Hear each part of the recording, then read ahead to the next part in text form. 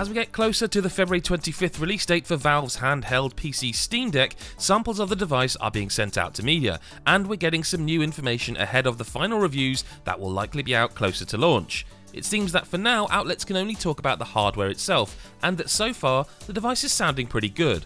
Valve itself says the Steam Deck battery can last between 2 to 8 hours before needing a recharge, but that it's dependent on how intensive the game you're playing is.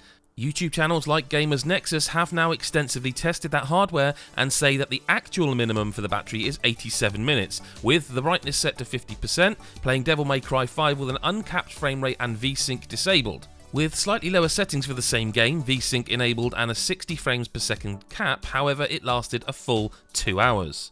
It seems other channels, such as The Forks, has also tested the battery life and come to a similar conclusion. However, this seems to be an issue regarding the uncapped frame rate, which is something you really shouldn't need to enable.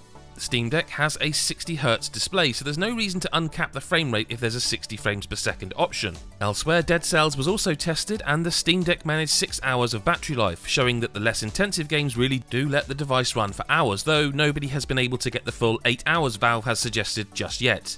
That said, it's nice to also hear that games like Forza Horizon 5 can get 4 hours of play just by locking the frame rate to 30 FPS and making a few adjustments to the settings.